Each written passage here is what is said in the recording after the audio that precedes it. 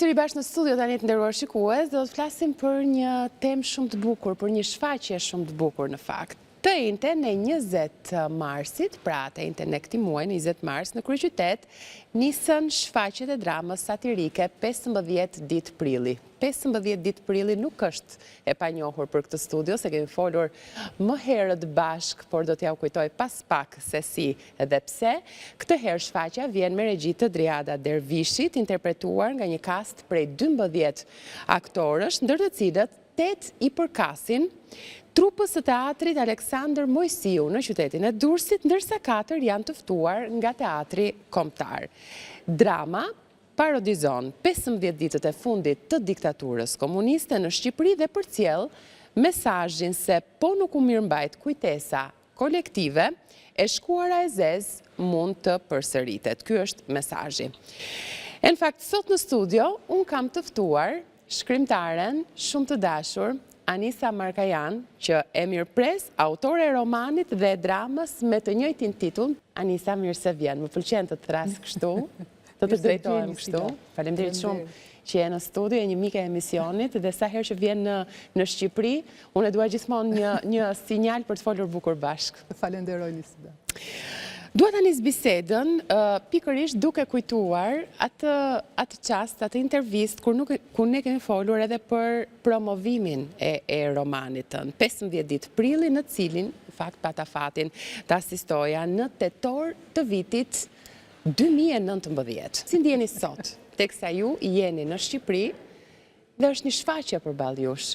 15 ditë prilli romani është dhe shfaqja, por në një impakt të parë, në një pyetje në gamë të gjerë, si ndjeni sot në këtë studio, në pikun e shkrimtares, sepse në ekran, për të gjithë njerëzit që ju ndjekin, jeni aktor, Anisa Markajan, por në fakt shkrimtarja prevalon tek ju, dhe është një zhanër shumë i dashur për ju, dhe unë përpiqem gjithmonë t'ja kujtoj publikut që jeni shumë afër Anisa Markajan si shkrimtare.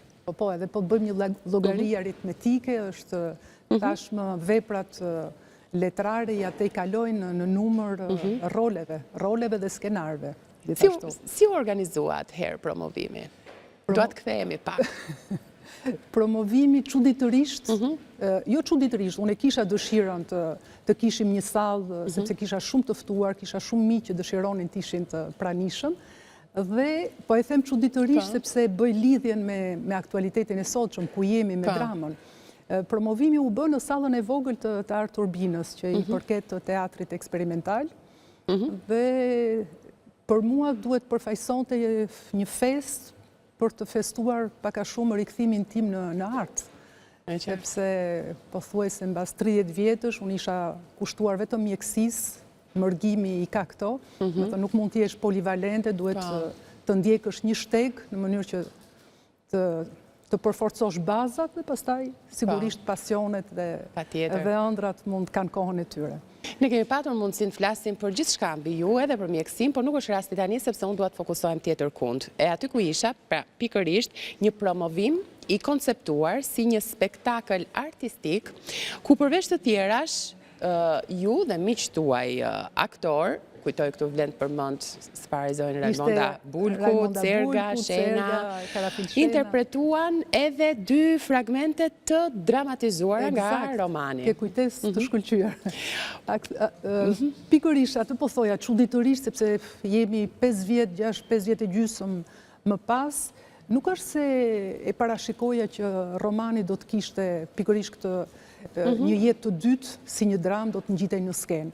Por mu duk se i shtonte elemente kësaj festës tonë, spektaklit tonë artistik, bashkë me sigurisht edhe miq të muzikant, të dramatizoja 2 fragmente të romanit, dhe në atë entuziazmin artistik që na kishte pushtuar, unë thash do të interpretoj ato që në thonjë se është roli im, është studentja e mjekësisë Ida Raez, dhe unë isha Ida Raez, përballë shkrimtarit Vlad Krela që interpretonte Cerga dhe që në dramë interpretohet mjeshtërisht nga Ervin Çuli.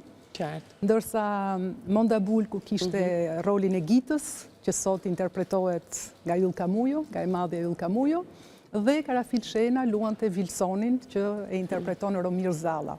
Po nuk do të thotë që kisha ndonjë parandjenjë ose nëse ty të kujtohet, në sallë kishte plot miq kineast dhe unë u drejtova atyre duke i propozuar librin si skenar filmi, sepse unë e kam parë dhe e kam shkruar si film. Por të thënë që ardhja e tij si dramë është për mua një befasi dhe sigurisht një sfidë.